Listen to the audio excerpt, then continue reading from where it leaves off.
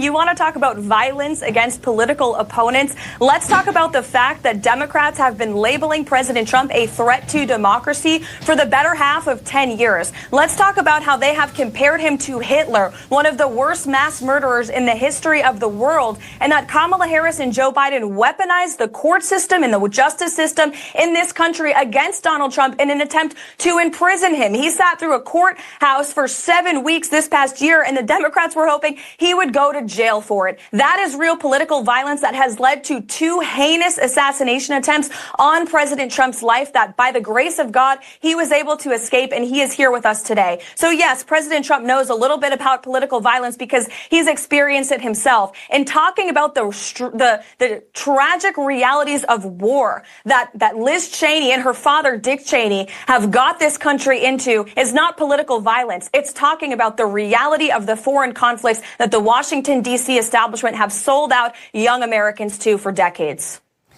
Yet, of course, after those attempted assassination attempts on the former president's life, his opponents reached out to him and said they do not accept political violence. That has been a key difference there. I do want to play you.